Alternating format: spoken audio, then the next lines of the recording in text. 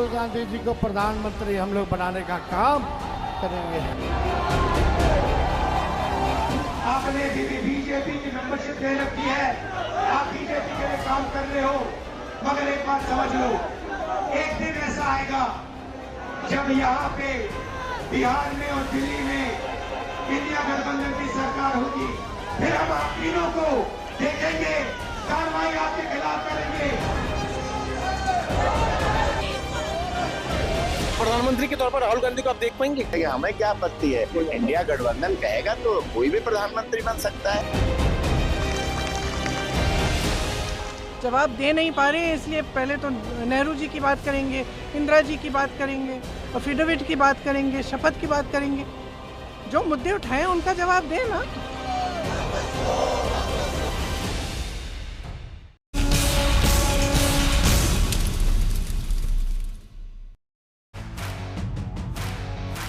नमस्कार, हल्ला बोल में आपके साथ मैं हूं अंजना ओम कश्यप। बिहार में राहुल गांधी और तेजस्वी यादव की वोटर अधिकार यात्रा के तीसरे दिन आज तेजस्वी का एक बयान सुर्खियों में आ गया है।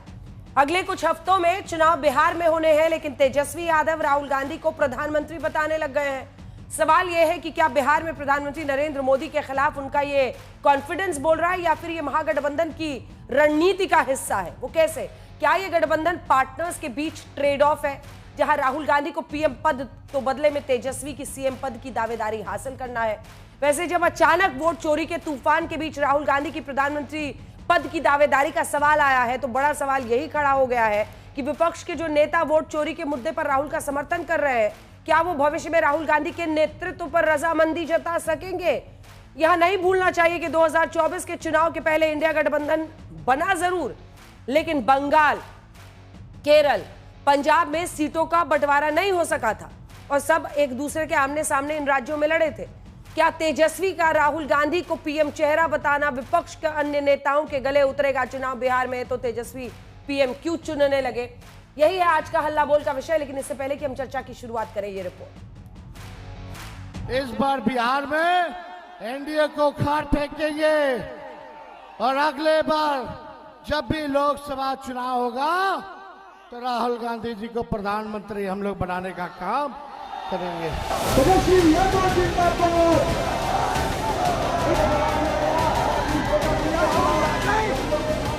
बिहार में अगले कुछ हफ्तों में चुनाव है, लेकिन वहां विपक्ष के मुख्यमंत्री चेहरे पर कोई साझा ऐलान नहीं। लेकिन जिस संसदीय चुनाव का नंबर 2029 में आना है, उसके पीएम चेहरे की घोषणा तेजस्वी यादव ने कर दी। राहुल गांधी जी को प्रधानमंत्री हम लोग बनाने का काम करेंगे। सवाल ये है कि ये जोश जोश में दिया गया बयान है या फिर इसके पीछे तेजस्वी यादव की रणनीति है? कहीं ये बिहार में सीएम पद की दावेदारी पर तेजस्वी यादव के नाम पर कांग्रेस की रजामंदी के लिए चला गया दांव तो नहीं? आरजेडी लंबे समय से तेजस्वी का नाम मुख्यमंत्री पद के लिए घोषित कर चुकी है, लेकिन गठबंधन सहयोगी कांग्रेस ने अभी इस पर चुप्पी बरती है। सवाल ये भी है कि कहीं राहुल गांधी को प्रधानमंत्री का दावेदार बताकर आरजेडी बिहार में गठबंधन की चाबी सिर्फ अपने पास रखना तो नहीं चाहती? वैसे पहले भी आरजेडी की ओर से राहुल की प्रधानमंत्री पद की दावेदारी को आगे बढ़ाया गया है। 2024 लोकसभा चुनाव से पहले लालू प्रसाद यादव ने अपने अंदाज में राहुल को दूल्हा बनाने की बात कही थी। शादी कर लेना चाहिए था और अभी भी समय गया बीता नहीं है।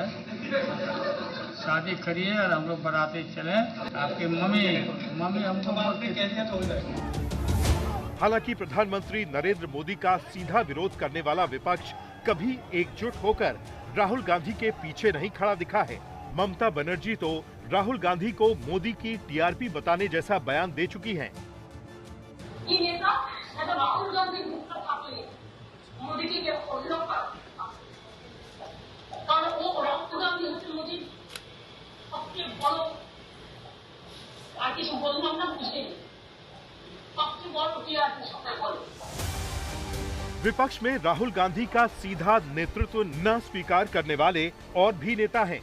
हालांकि अभी जब राहुल गांधी ने वोट चोरी का मुद्दा छेड़ रखा है, तो क्या अखिलेश और क्या ममता, सभी दलों के नेता संसद और संसद के बाहर एकजुट दिख रहे हैं। और यही राहुल की ताकत बनता दिख रहा था। महाराष्ट्र में 1 करोड़, तकरीबन 1 करोड़ नए वोटर लोकसभा के साथ, लोकसभा के बाद जादू से ये पैदा कर लेते हैं। हमने इलेक्शन कमीशन से पूछा ये नए लोग कौन हैं?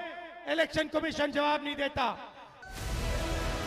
वैसे जब राहुल गांधी का ये वोट चोरी वाला हंगामा तूल पकड़ चुका है, तो इसमें एक नया ट्विस्ट लोक नीति CSDS के को डायरेक्टर संजय कुमार की वजह से आया है। उन्होंने एक्स पर पोस्ट करके लिखा है, मैंने महाराष्ट्र चुनाव के संबंध में जो ट्वीट किए थे उस पर ईमानदारी से माफी मांगता हूं। 2024 लोकसभा और 2024 विधानसभा के आंकड़ों की तुलना करते वक्त भूल हुई। हमारी आंकड़ों की टीम ने आंकड़े पढ़ने में गलती की। ट्वीट को हटा दिया गया है। किसी तरह की गलत सूचना फैलाना मेरा उद्देश्य नहीं था। लोक नीति CSDS के आंकड़ों के आधार पर ही कांग्रेस के पवन खेड़ा जैसे नेताओं ने एक्स पर पोस्ट करके दावा किया था कि महाराष्ट्र में लोकसभा और विधानसभा चुनावों के बीच नासिक वेस्ट और हिंगना में करीब 45% वोटर जुड़े, जबकि रामटेक और देवलाली में करीब 40% वोटर हटे। संजय कुमार के साथ साथ पवन खेड़ा का भी ट्वीट अब गायब हो चुका है। राहुल गांधी के बेबुनियाद आरोप भी CSDS के डेटा पे आधारित हैं। 40 घंटे तक ये जो झूठ परोसा गया, जो अफवाहों का बाजार गर्म किया, हमारे लोकतंत्र को कमजोर करने के लिए, निर्वाचन आयोग पे बेबुनियाद सवाल उठाने के लिए, इसकी जिम्मेदारी कौन लेगा? क्या राहुल गांधी देश से माफी मांगेंगे? लोक नीति CSDS द्वारा आंकड़े वाली भूल स्वीकार करना राहुल की राजनीति को गलत साबित करने का बीजेपी को बड़ा मौका दे रहा है। इस बीच जब आज उपराष्ट्रपति पद के उम्मीदवार CP राधाकृष्णन को लेकर NDA संसदीय दल की बैठक हुई, तो प्रधानमंत्री ने नेहरू गांधी परिवार की विरासत पर सीधा हमला किया। प्रधानमंत्री ने कहा, नेहरू ने सिंधु जल समझौता कर दोबारा देश का बंटवारा किया। प्रधानमंत्री के इस हमले को लेकर कांग्रेस की दलील है कि वोट चोरी पर जवाब नहीं, इसलिए ऐसे बयान आ रहे हैं। जितने भी सवाल उठाए हैं राहुल जी ने, उनका जवाब दें। जवाब दे नहीं पा रहे हैं, इसलिए पहले तो नेहरू जी की बात करेंगे, इंदिरा जी की बात करेंगे, एफिडेविट की बात करेंगे, शपथ की बात करेंगे। जो मुद्दे उठाए हैं उनका जवाब दें ना।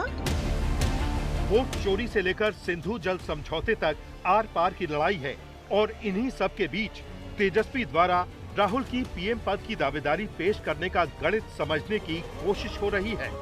ब्यूरो रिपोर्ट, आज तक। एक खास मेहमान हमारे साथ जुड़ रहे हैं, सुधांशु त्रिवेदी, सांसद और प्रवक्ता, राष्ट्रीय प्रवक्ता बीजेपी के। आलोक शर्मा जी कुछ देर में प्रवक्ता कांग्रेस पार्टी के जुड़ेंगे। अरविंद वाजपेयी जी प्रवक्ता LJPR के जुड़ गए हैं। नवल किशोर प्रवक्ता RJD के कुछ देर में हमारे साथ जुड़ेंगे। लेकिन उससे पहले बड़ी खबर इस वक्त की आपको बता रहे हैं, जो हेडलाइन में भी आपने देखी थी। बीजेपी अध्यक्ष JP नड्डा की तरफ से करारा प्रहार हुआ है। वोट चोरी पर के इल्जाम पर राहुल गांधी पर उन्होंने शायराना अंदाज में पोस्ट के जरिए हमला किया है। नड्डा का दावा यह है कि राहुल गांधी झूठ बोल रहे हैं, और आपको हम दिखा रहे हैं कि बड़ी बात यही है इस पूरे मामले में। दरअसल एक पोस्ट सोशल मीडिया पर डाला गया था, जिसको कोट करते हुए उन्होंने लिखा है, खड़ा हूं आज भी वहीं जहां मेरा झूठ पकड़ाया, सच सामने आया और मैंने अपना मजाक बनवाया। खड़ा हूं आज भी वहीं। इस वीडियो में दरअसल दावा है कि राहुल गांधी के सामने एक महिला ने जो अपनी बात कही थी, उस पर उन्होंने ये बताया कि उनसे ये बुलवाया गया था। आइए हम आपको दोनों हिस्सा इस वीडियो का पहले दिखा देते हैं, जो दावा इस महिला ने पहले एक सभा में राहुल गांधी के सामने किया और बाद में उन्होंने क्या कहा।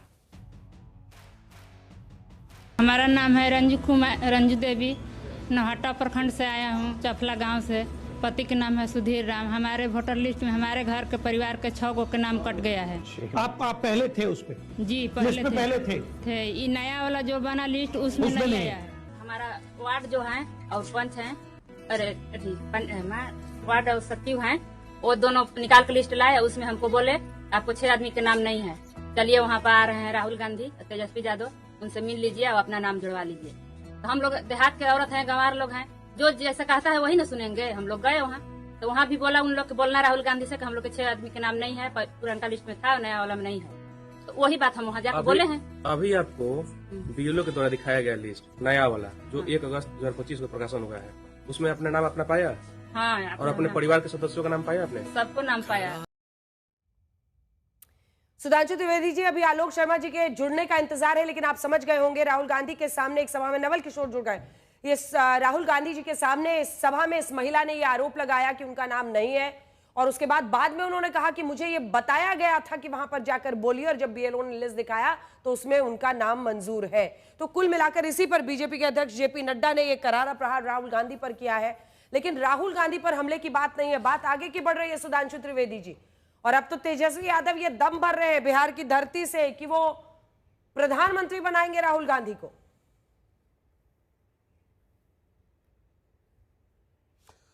देखिए, आपने बिल्कुल सही कहा है। एक महिला का यह कहना कि कहलवाया गया है, बात सिर्फ इतनी नहीं है। मैं तो देश के सामने गंभीरता से रखना चाहता हूं, यह राहुल गांधी और तेजस्वी यादव से कौन कहलवा रहा है, इस पे भी बहुत गहरा संदेह उत्पन्न हो रहा है। क्योंकि ये वो लोग हैं जो आज वोट चोरी का नारा लगा रहे हैं।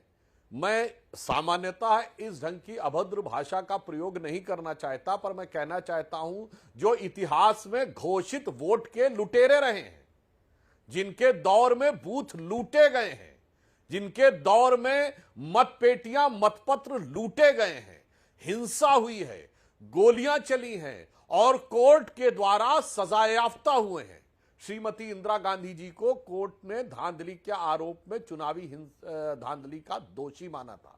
बाबा साहब अंबेडकर के खिलाफ पहली धांधली हुई और 1952 अप्रैल में उन्होंने कोर्ट में जाके जो याचिका दी वो भारत के इतिहास की पहली चुनावी धांधली थी। राजीव गांधी जी 91 का चुनाव हुआ, तब तक वो जीवित थे इसलिए रिजल्ट आया, बाकायदा उनके पक्ष में बूथ कैप्चरिंग के लिए फायरिंग हुई थी। 21 लोगों पर नामजद रिपोर्ट हुई थी, कोई जाके चेक कर ले, जिसमें हमारे वर्तमान जो भाजपा में है इस समय डॉक्टर संजय सिंह के पेट में गोली भी लगी थी। अब तो सवाल यह है कि यह कहलवा कौन रहा है, और यह वही कहलवा रहा है जो पिछले 6-7 सालों से मुसलसल इस देश में अराजकता पैदा करने का प्रयास कर रहा है। वही लोग जो कभी कहते थे चौकीदार चोर है, राफेल के ऊपर देश में भ्रम और अराजकता पैदा करना चाहते थे। फिर वही लोग CAA NRC के नाम पे अराजकता पैदा करना चाहते थे। वही लोग किसान कानून के नाम पर अराजकता पैदा करना चाहते थे। फिर वही लोग यह भ्रम पैदा करके कि कोविड की वैक्सीन गलत है, यह अराजकता पैदा करना चाहते थे। मात्र पिछले साल इन्हीं लोगों ने दुष्प्रचार किया था कि तमाम प्रकार की बीमारियां कोविड की वैक्सीन की वजह, जबकि वो तो 7-8 देशों ने मिलकर बनाई थी। उसके बाद अराजकता पैदा करना चाहते थे। तो जो अराजकता का वातावरण निरंतर असफल हुआ, फिर जातिगत जनगणना पे इन्होंने सोचा लड़ाकर अराजकता पैदा कर दें, वह सफल होती नहीं दिखी। तो अब भाषाई अराजकता पैदा करना चाहते हैं। एक भाषा और दूसरे प्रांत वाले एक दूसरे को कोई कान के नीचे बजाने की बात कह रहा है, कोई कह रहा है बिहार वालों के लिए तमिलनाडु और तेलंगाना में कैसे कैसे अब शब्दों का प्रयोग हो रहा है। अब जब वो भी सफल होता नहीं दिख रहा है तो पूरे लोकतंत्र के आधार के ऊपर संदेह पैदा करके ये PPT जो दिखाया गया है ना, ये और कुछ नहीं है, पाकिस्तान प्रोपेगेंडा टूल किट है। ये उसी प्रकार की चीजों के द्वारा, और मैं विनम्रता से कहना चाह रहा हूं, जो इन्होंने दावे किए पिछले 7 साल में सब झूठे साबित हुए। LIC, SBI, रफाल से लेकर HAL से लेकर कोविड वैक्सीन से लेकर वैसा ही झूठा दुष्प्रचार वर्तमान समय में है। तो मैं एक लाइन में कहूंगा, ये कहेंगे चौकीदार, ये कहते थे पहले चौकीदार चोर है, अब कहते हैं कि वोट चोर है। तो मैं कहना चाहूंगा कुछ नहीं है जनाब, ये सोरस का शोर है, क्योंकि घुसपैठियों का जोर है। फिर कह रहा हूं, घुसपैठियों का जोर है, ये सोरस का शोर है। और दर्शक सोरस न समझ पाए हो तो कहना चाहूंगा ये वही जॉर्ज सोरस है जिसका एलानिया वीडियो अवेलेबल है कि मैंने $1 बिलियन रखे हुए हैं, यानी 8,000 करोड़ रुपए रखे हुए हैं भारत में मोदी की सरकार को हटाने के लिए। आलोक शर्मा जी, तो मुझे लगता है जो नड्डा जी ने कहा है, प्रबुद्ध दर्शकों को ज्यादा गहराई से, गंभीरता से इस समस्या को समझना चाहिए। और नवल किशोर जी इसको समझ रहे हो या नहीं समझ रहे हैं, नहीं समझ रहे हैं तेजस्वी जी को बताएं, और समझ रहे हैं तो देश के साथ आलोक जी और नवल किशोर जी बहुत गहरा और खतरनाक खेल खेल रहे हैं। ठीक है, आलोक शर्मा जी, उनका यह आरोप है कि वोट चोरी का इल्जाम, राफेल में चौकीदार चोर है से आप वोट चोरी के इल्जाम पर आए हैं, आप इसके जरिए अराजकता देश में फैलाना चाहते हैं। यह सोरोस का शोर है और घुसपैठियों का जोर है।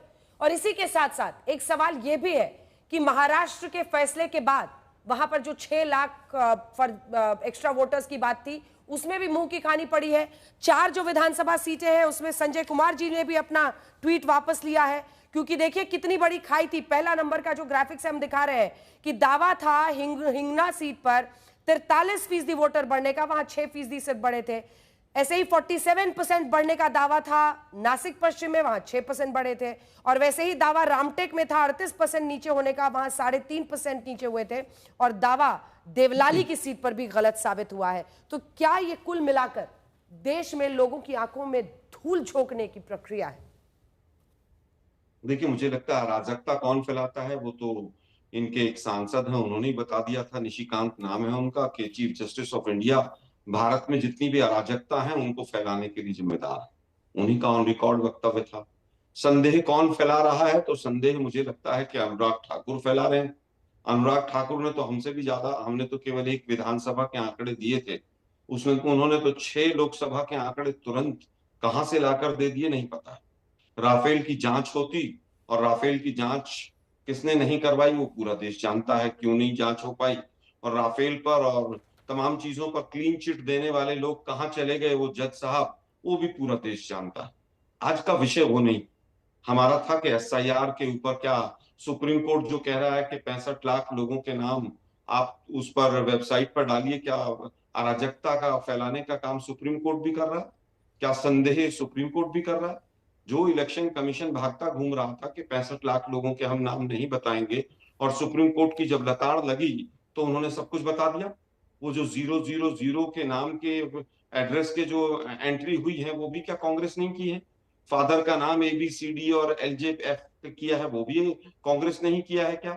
अरे भाई, पूरा देश आज पूरी तरह से सब कुछ समझ चुका है। जिस तरह से अज्ञानपूर्ण ज्ञानेश गुप्ता जी ने प्रेस कॉन्फ्रेंस की, वो भी पूरे देश ने देखी। उन्होंने कौन कौन सी बातें कही।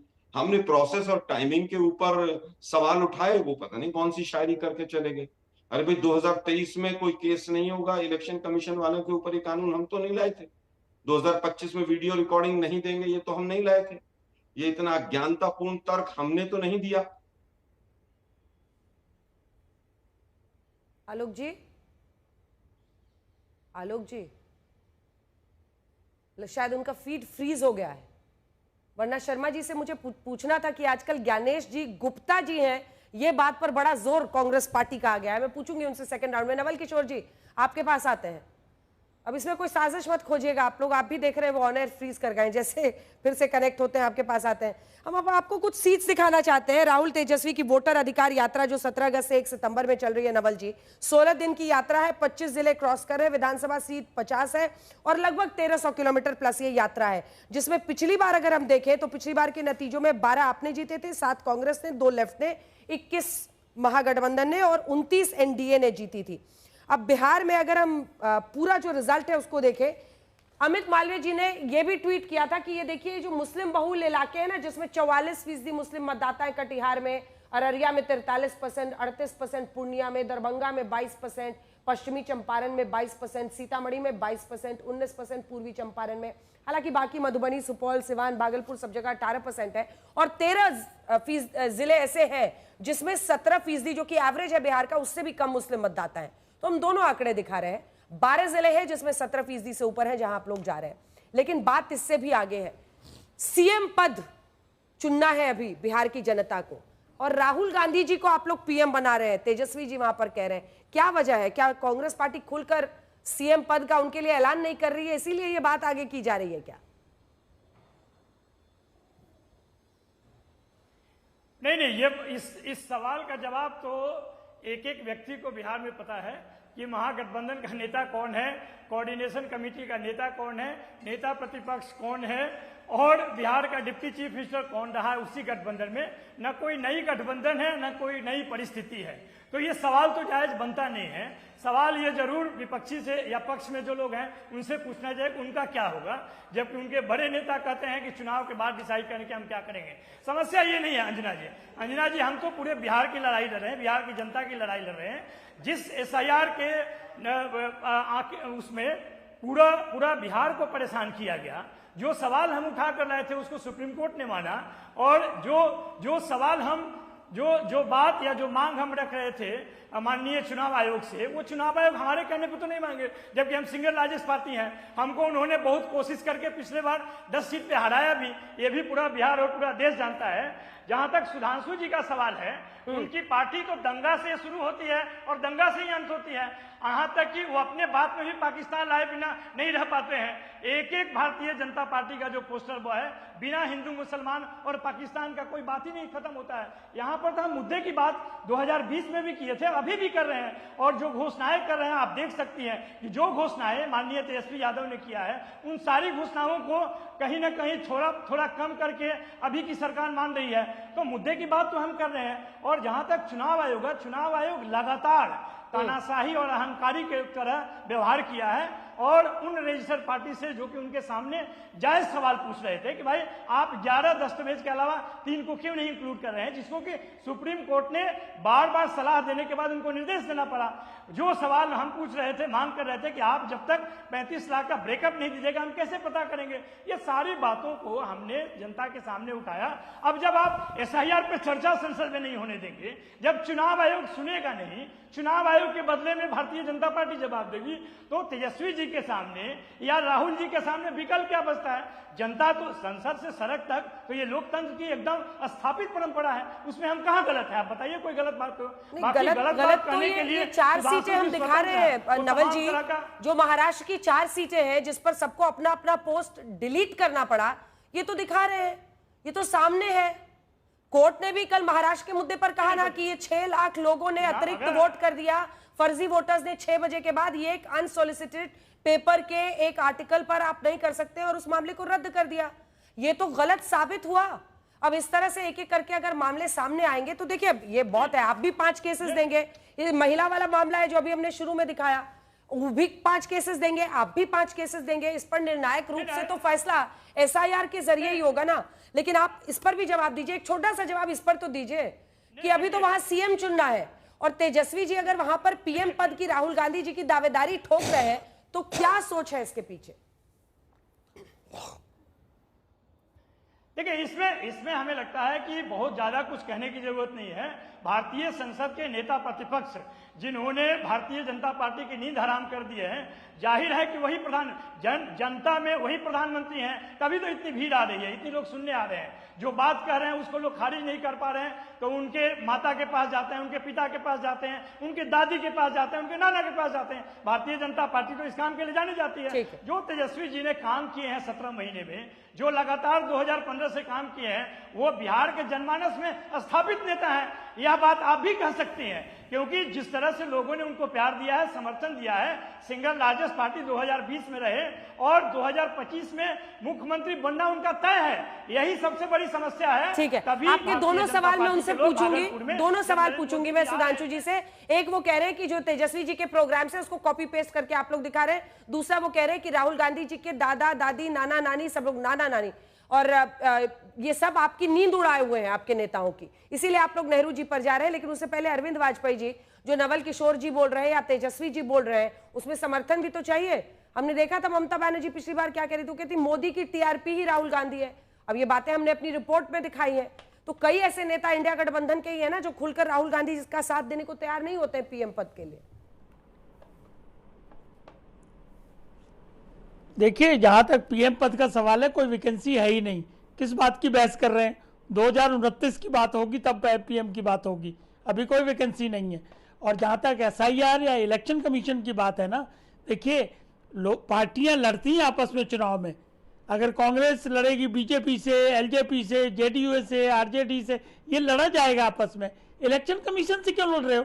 इलेक्शन कमीशन तो रेफरी का रोल होता है उसका, उसको टारगेट करके क्या मिलेगा, ये हमको समझ नहीं आया। और ये भी दिमाग में रखना है कि संवैधानिक संस्था है, आप लोकतंत्र की दुहाई देते हो, संविधान की दुहाई देते हो, इलेक्शन कमिश्नर को धमकाओगे?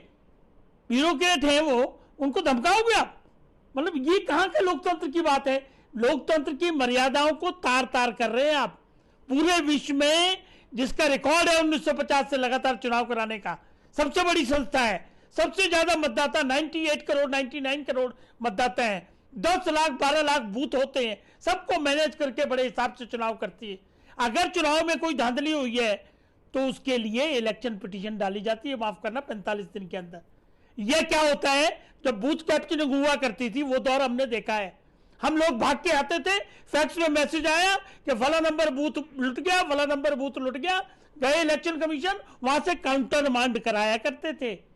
ये सब रूल बुक के हिसाब से होता है, वो तो करोगे नहीं, रेफरी पे अटॉक करोगे, जनता को गुमराह करने की कोशिश करोगे, जनता को अराजकता की तरफ ले जाने की कोशिश करोगे, तो ये किसी टूल किट का हिस्सा है क्या?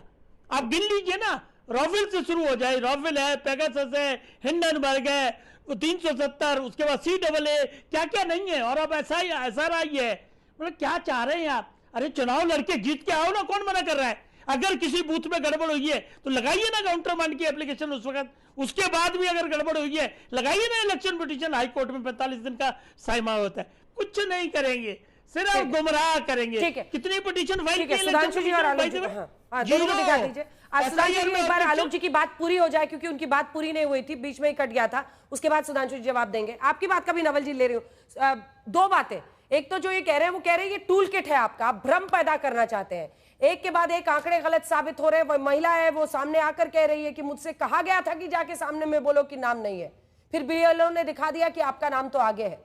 तो आप लोग भ्रम फैला रहे हैं वोटर के मन में जानबूझकर।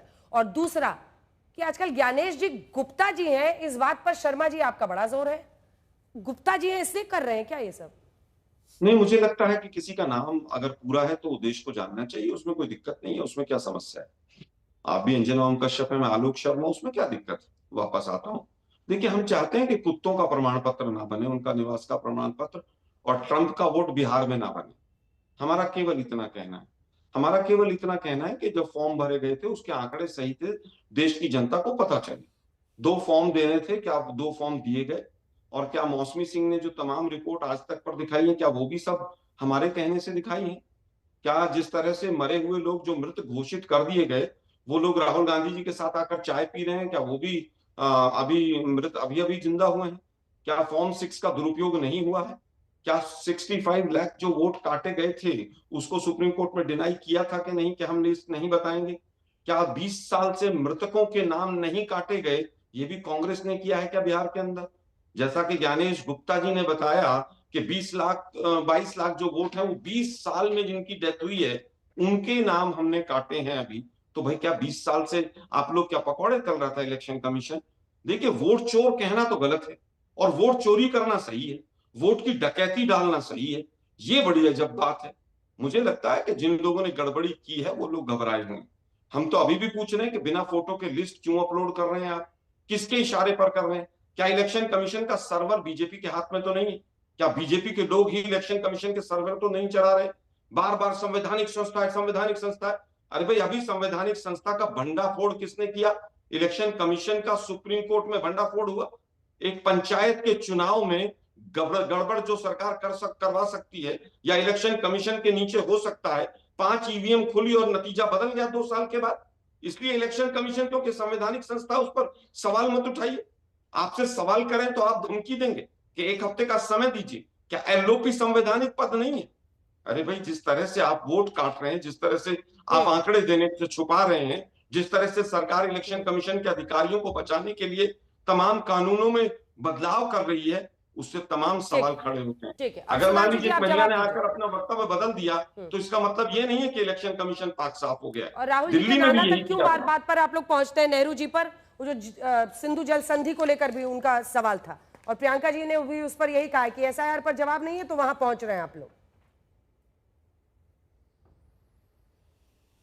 देखिए, वो एक अलग विषय, उस पर भी जवाब देंगे। आलोक शर्मा जी ने कहा नाम बदलने में क्यों, असली नाम बताने में क्या है? ज्ञानेश कुमार जी का ऑफिशियल नाम ज्ञानेश कुमार है, कोई बात नहीं। आपको लगता है कि वो ज्ञानेश गुप्ता बोलना चाहिए, तो मैं भी कहना चाहूंगा नाम बदलने के सबसे ज्यादा महारत तो आपके यहाँ है भैया। ये जवाहरलाल कौल जी जवाहरलाल नेहरू हो जाते हैं, फिर मरहूम फिरोज साहब फिरोज गांधी हो जाते हैं, और आली मोहतरमा एंटोनियो माइनो सोनिया गांधी जी हो जाती हैं। फिर सबके नाम लीजिए ना, सही। अगर इतने शौक चल रहा है कि मुझे सबके असली असली नाम लेने हैं, तो साहब सबसे ज्यादा समस्या तो आपके नाम में काम तमाम होने की संभावना है। इसलिए बहुत सोच समझ के नामों पे बात करनी चाहिए। अब मैं एक और बात कहना चाहता हूं। देखिए अंजना जी, इन लोगों को कोई भी टेक्निकल चीज समझाइए, समझने वाले नहीं है। तो मैं दर्शकों को एक सिंपल बात बताना चाहता हूं। जब इनकी सरकार थी 2014 में 282 सीटें आई थी मोदी जी के नेतृत्व में, कि नहीं बोलिए हाँ या ना? 36% वोट भाजपा को मिला। उत्तर प्रदेश में 90% सीटें और बिहार में 90% सीटें हमने जीती थी। 73 और 36 आपकी सरकार रहते हुए जीती है। इतना प्रचंड जन समर्थन मिला है। और मैं दर्शकों से कहना चाहता हूं, 2014 में भारतीय जनता पार्टी और प्रधानमंत्री श्री नरेंद्र मोदी जी की जो शक्ति और लोकप्रियता थी, वो आज बढ़ी है या नहीं? हां या ना? हमारा संगठन का विस्तार हुआ है, हमारा भौगोलिक विस्तार हुआ है, हमारा सामाजिक विस्तार हुआ है, हमने गरीब कल्याण की जो योजनाएं दी हैं उससे लोग जुड़े हैं, हमारे कार्यकर्ता जुड़े हैं। अंतर्राष्ट्रीय स्तर तक यह बात दिखाई पड़ती है। और तमाम सर्वे आज तक जितने हुए हैं 2014 ऑनवर्ड, सब में मोदी जी ज्यादा है। तो इन सारे प्रोसेस में आलोक जी, इलेक्शन कमीशन का ही नहीं है, ये आंखों देखा दिखाई पड़ रहा है कि भाजपा ने जो जन समर्थन का विस्फोट हुआ था 2014 में, वो निरंतर बढ़ते बढ़ते इस सीमा तक पहुंच रहा है। अब समस्या क्या है मैं आपको बताऊं अंजना जी, इन लोगों की, तेजस्वी जी, राहुल जी या अखिलेश जी की स्थिति जानते क्या है? अब गांव में अगर ये हो कि कुछ लोग कहते हैं ना, मुझे खाना नहीं मिला तो मुझे जाके मेज गिरा देनी है कि कौनो दूसर ना खावे पाए। तो एक कहावत होती ना कि पी ना पाए तो ढरकाए जरूर दो, मतलब पानी मैं नहीं पी पाऊंगा, दूध या लस्सी छाछ मैं नहीं पी पाऊंगा, तो गिरा देना है। तो आज स्थिति क्या है कि ये एक पुराना गाना था अंजना जी, होंगे राजे राजकुंवर हम बिगड़े दिल शहजादे, और सिंहासन पर हम जा बैठे जब जब करे इरादे। मगर समस्या क्या है? ये 3 बिगड़े दिल शहजादे हैं, राहुल गांधी जी, तेजस्वी जी, अखिलेश जी, जो प्रॉब्लम चाइल्ड रहे हैं अपने माता पिता के लिए। अब ये बिगड़े दिल शहजादे सिंहासन पे जब बैठने की कोशिश कर रहे थे, एक चाय वाला मुझे नहीं लगता कि उचित और ऐसा उसने मट्ठा कर दिया है कि इनके दिल की नाकाम हसरतों का जनाजा दिल में लिए हुए ये वैसे छटपटा रहे हैं जैसे मछली छटपटाती है पानी के बिना। कांग्रेस वैसे ही छटपटाती दिख रही है, क्योंकि आजादी के बाद से आज तक, और मैं कहूं अंग्रेजों के जमाने से आज तक, सबसे लंबा समय है जब ये सत्ता से बाहर रहे। 2019 के बाद वो छटपटाहट और बढ़ गई, 24 के बाद छटपटाहट और बढ़ गई। तो इसका किसी भी तथ्य परक निष्कर्ष से कोई लेना देना नहीं है। वो कह रहे ये बिगड़े दिल शहजादों के दिल की छटपटाहट और अकुलाहट है। वो तो जनता को तय करना है, बिगड़े शहजादे हैं या सही शहजादे हैं। सिंधु जल संधि, तो बिल्कुल जनता नेहरू जी की गलती लाना, वो डाइवर्जनरी टैक्टिक्स बता रहे हैं जिससे आप एसआईआर से फोकस हटा सके, वरना तब के सिंधु जल संधि पर अभी क्यों चर्चा कर दी? अंजना जी एक लाइन बोल दूं, आज माननीय प्रधानमंत्री जी ने संसदीय दल की बैठक में इस बात का उल्लेख किया कि कांग्रेस के ही सदस्य अशोक मेहता जी और गुहा जी थे जिन्होंने की इस बात को लेकर आपत्ति दर्ज की, और कांग्रेस के एक सदस्य ने तो डिस्कशन में यहां तक कहा कि यह मूर्खता की हद तक है, और कांग्रेस के सदस्यों ने भी विरोध किया। जो भाजपा ने बोला अलग, अटल बिहारी वाजपेयी जी ने बोला था अन्याय के अधिष्ठान पर मित्रता का आधार नहीं बन सकता, यह उन्होंने उससे कहा था। और नेहरू जी का स्टेटमेंट 30 नवंबर 1960 को क्या है कि हम इसलिए दे रहे हैं कि वेस्टर्न पाकिस्तान को हम पानी नहीं देंगे तो बर्बाद होते नहीं देख सकते। क्या दिल तड़पता था पाकिस्तान के लिए। और अपने सांसदों के लिए उन्होंने अपनी भाषा स्पीच में प्रयोग किया नेहरू जी ने कि जो लोग ये बोल रहे हैं वो तुच्छ मानसिकता के हैं। अरे अपनी पार्टी के सांसदों को तुच्छ मानसिकता का कह दिया, अपने पार्टी के नेता जो हकीकत बता रहे थे। और मैं कहना चाहता हूं 62 का चीन का युद्ध हुआ, 63 में पाकिस्तान ने सक्षम वैली चीन को दे दी, तब तो विड्रॉ कर लेना चाहिए था, तब तक नेहरू जी जीवित थे। जब पाकिस्तान ने हमारा पाक अधिकृत कश्मीर मुझे लगता है कि जिस तरह से आज भी में हम 1 साल पहले चीन से मुक्त मुद्दों से ध्यान भटकाया जा रहा है, मुद्दों पर कैंसर बड़ा एक पुराना तरफा बोलता चला जा रहा है कि क्या तरीका है। बोलिए, अगर इतना ही तुच्छ मानसिकता की बात करनी है तो तुच्छ मानसिकता तो फिर इस वर्तमान की सरकार की 11 साल से आप पकौड़े तल रहे हैं अपने सिंधु जल संधि के। अरे फिर सुनिए ना, मैं आपके बीच में नहीं बोला, शांति से सुनिए जरा। 11 साल से अगर मानसिकता इतनी उच्च थी और तुच्छ नहीं है तो 11 साल से सिंधु को संधि को, जल संधि को बंद कर देते, खत्म कर देते। किसी ने रोका था क्या?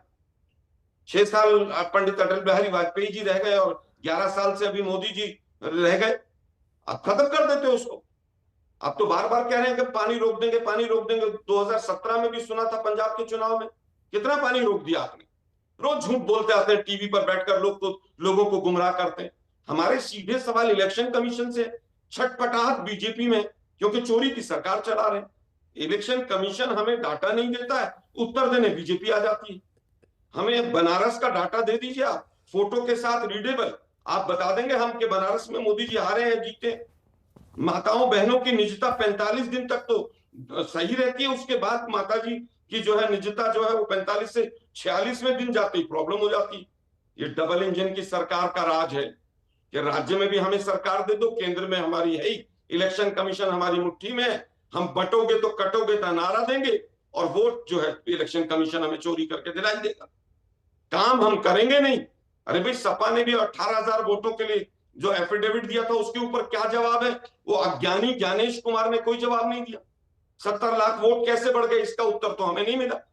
वो अज्ञानी पूर्ण ऐसी बात कह गए कि जिनका घर नहीं होता उनका 0-0 होता है। अरे पंडितों, मूर्खों, ये बताओ इलेक्शन कमीशन वालों, फिर उसका आप बूथ कैसे डिसाइड करते हो? वो कहते हैं साहब लैंप पोस्ट के नीचे सोते हैं, मतलब वो लैंप पोस्ट के नीचे जो सोता है व्यक्ति, उसका बूथ कैसे डिसाइड करते हो आप कि वो कौन से बूथ में जाएगा? और क्या वो लैंप पोस्ट के नीचे 5 साल तक सोता रहता है? गजब तर्क दे रहे हैं आप। और उसके बाद आप आए बाएं दाएं साएं, 47 में हुआ, 62 में ये हुआ, 61 में ये हुआ। अरे भाई मुझे बताइए कि 0-0। सुधांशु जी जवाब दीजिए। एक खबर आ रही है, सेकंड रुक जाइएगा। प्रधानमंत्री मोदी से चीनी विदेश मंत्री वांग यी की मुलाकात हुई है। बीते दिन विदेश मंत्री एस जयशंकर से मुलाकात के बाद आज इस मुलाकात की तरफ नजरें थे। ट्रंप टैरिफ के बीच वांग यी से प्रधानमंत्री नरेंद्र मोदी की मुलाकात। आपको बता दें, अजय से डोभाल से भी मिले हैं वांग यी। बीते दिन भी यह साफ किया गया था और आज भी यह साफ किया गया है कि सरहद के मामले में भरोसा एक दूसरे पर कायम करना होगा, तभी आगे की रणनीति बनेगी।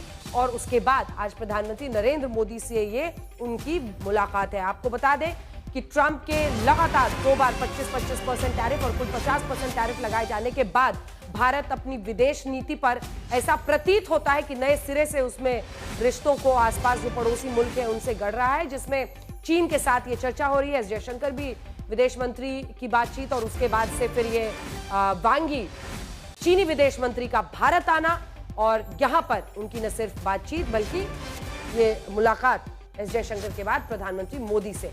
चलिए सुधांशु जी, जल्दी से जैसे ही तस्वीरें आएंगी हम दिखाएंगे। सुधांशु जी जवाब दीजिए। आप डाइवर्जन टैक्टिक्स कर रहे हैं, आप पुरानी बातों को बार बार उलझाते हैं। वो कह रहे हैं कि अरे भाई लैंप पोस्ट के नीचे रहता है तो उसका बूथ कैसे आप लोग डिसाइड करते हैं? ये 0-0 कहां से तय करते हैं? बहुत सारे उन्होंने सवाल पूछे, जवाब दीजिए। अभी देखिए, अपनी बात में आदमी कैसे फंसता है, मैं उदाहरण देना चाहता हूं। पहले तो मैं एक लाइन कहना चाहूंगा, अभी जो वांग यी चाइना के फॉरेन मिनिस्टर भारत में हैं, तो अमेरिकी राष्ट्रपति जो तमाम प्रकार के दावे करते हैं, तो यह भी एक वो दावा कर सकते हैं अगर वो उचित समझें कि और तो कुछ नहीं, कम से कम उन्होंने चीन के विदेश मंत्री को भारत में भेजने का वातावरण तैयार कर दिया। यह भी अगर वो क्रेडिट लेना चाहें तो इसमें कोई अतिशयोक्ति नहीं होगी।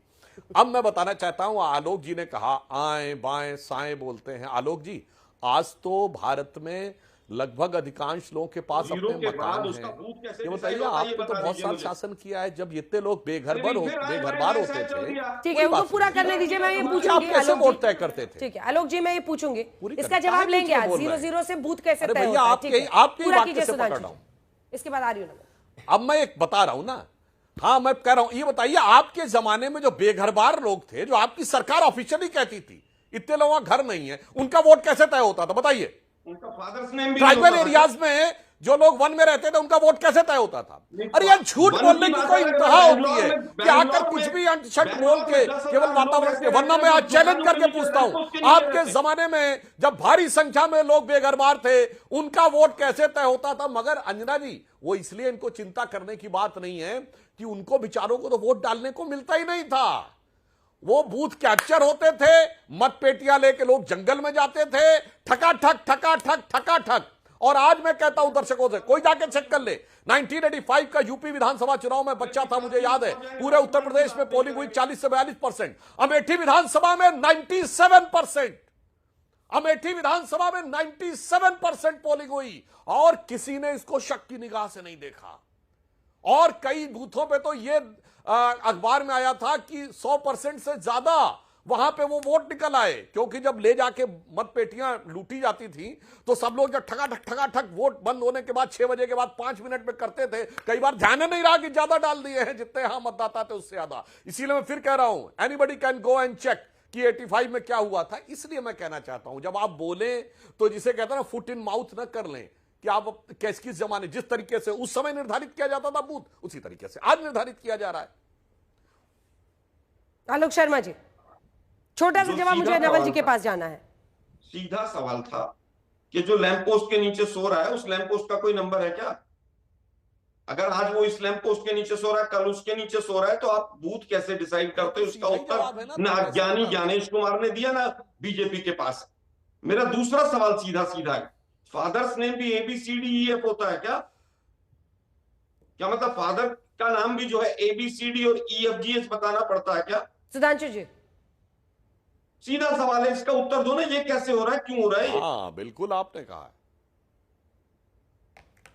आपने बिल्कुल सही कहा है। अगर आप ये कह रहे हैं कि फादर का नाम AFCGES, वैसे जैसे आपने कहा डोनाल्ड ट्रंप का वोट है, वो बात साफ आ गई। अरे इसी बात के लिए तो जरूरी है कि वेरीफाई किया जाए। मतलब आप कहना क्या चाहते हैं? एक तरफ आप कह रहे हैं कि कुछ चीजें ऐसी हैं जो गलत नाम की एंट्री है और गलत पते की एंट्री, आप खुद बोल रहे हैं, फिर कह रहे हैं मगर साहब जांच नहीं होनी चाहिए। मतलब गलत को गलत रहने दो, यानी जिसे कहते हैं लेफ्ट को लेफ्ट रहने दो, राइट को राइट रहने दो, मुझे लेफ्ट राइट करते हुए पार्लियामेंट जाने दो। नवल जी जल्दी से एक रिएक्शन। देखिए सबका एक ही सोल्यूशन दिख रहा है ना, एक ही सोल्यूशन है, वो है स्पेशल इंटेंसिव रिवीजन। अब उस पर भी हाय तौबा। नहीं देखिए, जब सुधांशु जी कुतर्क करेंगे तो है तौबा नहीं होगा। मुझे मालूम है सुधांशु जी को यह बताना चाहिए कि ये जो गलतियां दिख रही हैं ये SIR में दिख रही हैं। नॉर्मल की तो बात अलग है, उस पर तो हम जाएंगे नहीं, क्योंकि उस पर आप जाने ही नहीं दिया। आपने जो एनुअल ये किया, रिवीजन किया, समरी रिवीजन किया, और उसके बाद जो वोटर लिस्ट दिया, क्या वो सारा फेक था? 5 महीना 12 रजिस्टर्ड पार्टी ने काम किया, उसके बावजूद भी फेक था। और 1 महीना में आपके पास यहाँ कितना ताकत आ जाता है कि आप सही काम करा देंगे। ये वैसा ही है जैसा कि आप क्लेम कर रहे हैं कि भारतीय जनता पार्टी पूरे दुनिया का विशाल आदमी है और 2 आदमी से तीसरा आदमी कोई नेता ही नहीं है, 2 के सामने कोई खड़ा ही नहीं होता है, सारे लोग डरपोक हैं या कायर हैं। आप बताइए कि अभी इतना ही बड़ा पार्टी है तो फिर अनिल मसीह को क्यों आना पड़ता है? फिर अब महाराष्ट्र में गवर्नर और स्पीकर को बेईमानी क्यों करना पड़ता है? और ये हम नहीं करते, ये सुप्रीम कोर्ट ने कहा। जब इतना ही ईमानदार है यह एम्पायर, जो कि वाजपेयी जी कहे कि वो तो वाजपेयी जी तो लाभार्थी है ना, उनको लगता है कि जब इतना ही ईमानदार है इलेक्शन कमीशन, तो फिर सुप्रीम कोर्ट क्यों हमारी बात मानता है कि नहीं 65 लाख जो वोट आपने काटा है उसका डिटेल आप पब्लिक कीजिए, वेबसाइट पर दीजिए। तो बात बहुत साधारण है और सिंपल है कि ये जो एम्पायर है ना, एम्पायर के माध्यम से ही सारा खेल बिगाड़ने का कोशिश किया जा रहा है और खेलने की कोशिश की जा रही है। चोरी और डकैती के सारे एक्सपेरिमेंट भारतीय जनता पार्टी ने पूरे देश में किए। 65 लाख लोगों की बात तो कोर्ट ने कही ना, वाजपेयी जी, कोर्ट ने कही कि भाई आपने जितने नाम काटे हैं आप वो नाम दीजिए, कोर्ट को बोलना पड़ा। तो वो तो रूल कहता है, उसमें कहां दिक्कत है? वो तो जो election representation of people act है उसमें ही रूल है, प्रावधान कि ड्राफ्ट जब फाइनल हो जाएगा पब्लिश करेंगे और पार्टी को देंगे, कहां दिक्कत है उसमें? लेकिन इनका सवाल का जवाब दूं, 65 लोग जिनके नाम हटाए गए थे उनकी अलग से लिस्ट बात की हो रही है अरविंद जी। 65 लोग जो हटाए गए थे, 65 लाख लोग, उनकी बात रूल है। आप ड्राफ्ट के देखिए, ड्राफ्ट देने का नहीं है, जब फाइनल होगी तो रूल है कि देना पड़ेगा और वो दी जाएगी। अब सुप्रीम कोर्ट ने कह दिया पहले दे दो तो ड्राफ्ट की भी दे देंगे। देखिए जीरो एड्रेस पे मैं जवाब देना चाहता हूं, ज्ञानेश कुमार जी ने बिल्कुल, और पहले तो भाषा का तो कैसे आप शब्द प्रयोग कर रही है? कॉन्स्टिट्यूशनल हेड है, भाषा का तो तरीका रखो। कल को आपके लोग आएंगे, आपके कॉन्स्टिट्यूशनल हेड बनेंगे या थे तब क्या करते थे, तो उसका रखिए। जीरो एड्रेस पे बड़ा सा सीधा जवाब उनका आया था और पार्टियों के डेलीगेशन लगातार मिल रहे हैं जुलाई से। उन्होंने कहा गांव में अभी भी हाउस नंबर नहीं होते हैं, नंबर 1। अगर हाउस नंबर नहीं है तो उसको जीरो एड्रेस लिखते हैं, फला का बेटा, फला का परिवार, फला का घर, ये लिखा जाता है। दूसरा उन्होंने बताया कि अगर मान लो एक राजस्थान में जैसे बंजारा जाती है, उसका कोई अता पता नहीं होता, लेकिन एक स्पॉट फिक्स होता है, वहां से उनको वोट कार्ड बनता है, बाकायदा वोट होता है और उसको हम जीरो एड्रेस देते हैं। ये इलेक्शन कमीशन आज से नहीं है माय डियर, 1950 से है। आपके जमाने में कितनी सरकारें आपकी भी रही हैं। बूथ कैप्चरिंग का जमाना हमने देखा है, तो इसलिए ये शंका प्रयोग मत करिए प्लीज। रूल बुक के हिसाब से काम होता है, मैं बार बार ये बात कह रहा हूँ, और वो रूल बुक आपने बनाई है। सुधांशु जी आ रही है, इसके बाद नहीं बनाई। सुधांशु जी जल्दी से जवाब जो नवल किशोर जी ने पूछा है उसका, वो कह रहे हैं अंपायर पर ही उनको शक है, अंपायर ही खेल कर रहा है। हाँ, मैं बिल्कुल नहीं उसका बता रहा हूं, ये एम्पायर पे शक पहली बार नहीं है। मैं दर्शकों से कहता हूं, जब टीएन शेषन ने वोटर आईडी कार्ड लाए थे और उससे इनको बड़ी तकलीफ होनी शुरू हुई थी, तब एक नेता ने उनके लिए एल्सेशन शब्द यूज किया था। दर्शकों को ना पता, एल्सेशियन एक कुत्ते का ब्रीड होती है। टीएन शेषन की प्रेस कॉन्फ्रेंस है, anybody can go and check. उसने कहा कि I am an strict vigilant of this democracy, I do not bother whether you call me Seshan और Alsatian, I will keep on barking and bite also. मतलब हिंदी में मैं कह दूं कि उसने कहा, मैं लोकतंत्र के सजग प्रहरी की तरह चुनाव आयुक्त के रूप में काम करता रहूंगा। आप मुझे शेषन कहें या एल्सेशन कहें, आप मुझे कुत्ता भी कहेंगे तो मैं जरूरत पड़ने पे काटूंगा भी जो देश के लिए गलत काम कर रहा होगा। चुनाव आयोग इस भाव से काम करता। और अब मैं नवल किशोर जी की बात का जवाब देता हूं। अंजना जी, मैं बोल चुका हूं, फिर दोबारा जल्दी से बोलता हूं। आज 19 तारीख हो गई है, 1,60,000 बूथ लेवल एजेंट है इंडी गठबंधन के। 65 लाख को 19 से डिवाइड करिए, 3.4 आता है, यानी 3,40,000 आता है। और अगर 1.60 से डिवाइड करें तो केवल 2। अगर इन्होंने 2 परिवारों की जांच कर ली होती तो आज तक आपको लंच डिनर करके भी हो गया होता। मगर मैं पूछना चाहता हूं, आपके बूथ लेवल एजेंट क्या कर रहे हैं? कहीं दिखाई नहीं पड़ रहे हैं, और मैं बता रहा हूं क्या कर रहे हैं। दर्शकों को समझना चाहिए, दोनों हाथ उठा रहे हैं, दोनों को दो लाइन वर्ग भाषा जाति में टुकड़े टुकड़े करके उन टुकड़ों से मारते शरिया बनाने में लगे। बीएलए क्या कर रहे हैं? बीएलए क्या कर रहे हैं? शिकायत क्यों नहीं करते? आप नहीं बीएलए अपना काम करें, शिकायत करें, चुनाव आयोग उसको रिकॉर्ड भी नहीं कर रहा है। आप हमारे पार्टी ऑफिस अपने रिपोर्टर को भेजिए, 300 से ज्यादा कंप्लेन हो चुके हैं जो कि वहां पर दिखाया नहीं जा रहा है, उसको जीरो ला रहा है। आप कैसे विश्वास कर सकते हैं कि जीरो का जीरो करेगा पॉलिटिकल पार्टी? आप पूछिए। अरे कितना, देखिए, मुझे लगता है कि बीएलओ के पीछे या बीएलए के पीछे छिपना ये बीजेपी की पुरानी आदत है। और अब तो पूरी तरह से पता लग गया है कि जो सुधांशु जी बोल रहे हैं वही ज्ञानेश कुमार गुप्ता जी बोलकर गए। तो स्क्रिप्ट लगता है कि बीजेपी वालों ने बनाकर उनको पेज लिख कर दिया था, वो नीचे पढ़ के बोल ही रहे थे। एक सवाल का जवाब नहीं दिया। अभी मैं फिर दोबारा पूछ रहा था कि भाई 000 लिखकर बूथ कैसे डिसाइड होता है? जिस आदमी का एड्रेस नहीं है उसके माता पिता का नाम भी आप ABCDF कर रहे हो, उसका भी कोई जवाब नहीं है। ये कह रहे हैं साहब जो जंगलों में रहते थे, ज्ञानेश कुमार जी कह रहे हैं कि दुकान के नीचे जो रात को आकर सो जाते हैं, दिन में काम करते हैं। तो मुझे लगता है इलेक्शन कमीशन के लोग रात को 12 बजे जाके उनको जगा के पूछते हैं कि भाई कहां सोए थे तुम? जवाब देंगे सुधांशु जी। लेकिन आलोक जी, एक बात ये भी समझिए कि बीएलओ और बीएलए को अंडरमाइन मत कीजिए। इस देश में जो चुनाव व्यवस्था चलती है उनके कंधों पर सबसे बड़ी जिम्मेदारी होती है, इसलिए उनकी आड़ में छिपने की बात नहीं है। उनका रेलेवेंस बहुत ज्यादा है। आपके बीएलए क्रांति कर सकते हैं अगर वो काम करे, और इसीलिए तो इजाफा किया है ना, हर पार्टी ने बिहार में इजाफा किया है। अपने बीएलए पर तो आपको भरोसा करना होगा। नहीं तो पोल खोल ली इनकी। सुधांशु जी जवाब दीजिए। वो कह रहे हैं कि बीएलए नहीं पोल खोली है, वो कह रहे हैं कि जो शिकायत कर भी रहे हैं इनके बीएलए उसको रजिस्टर नहीं किया जा रहा। देखिए, अभी सुनिए, जो नवल किशोर जी आलोक जी के मुंह से जो निकला उसी से पोल खोलता हूं। आलोक जी, आप लोगों ने बड़ी महत्वाकांक्षी योजना शुरू की थी, इंदिरा आवास योजना। आपने कहा था करोड़ों आवासहीन लोगों को आवास देंगे। भैया उनके वोट कैसे बनते थे, जरा बता दो। अरे बताओ ना भैया, इलेक्शन कमीशन में वोट होता था कि नहीं? ये देखिए, अब देखिए, आइए नवल किशोर जी के पोल खोलते हैं, इनके मुंह से क्या निकला। जब आपने पूछा अंजना जी, तो इन्होंने कहा 300 बीएलए लोगों ने हमारी तरफ से शिकायत की है। वैसे इलेक्शन कमीशन की वेबसाइट पे कितनी देखा जाए, मगर सुनिए, दर्शकों से कहता हूं, 65 लाख में बड़ी मुद्दत के बाद अरमानों की कलियां मुस्कुराई हैं, तो 65 लाख में 300 की संख्या सामने आई है। क्या चलिए, इसी के साथ अंत करना पड़ेगा। आप सभी का बहुत धन्यवाद हमारे साथ हल्ला बोल में रहने के लिए। लेकिन कुल मिलाकर ये SIR को लेकर जो सियासी घमासान हम बिहार के चुनावों में देख रहे हैं, वो किसी अंजाम तक तो नहीं पहुंचता हुआ देख रहा है, लेकिन किसको डैमेज करेगा इस पर नजर तो रखनी होगी। देश दुनिया की बाकी खबरों के लिए देखते रहिए आज।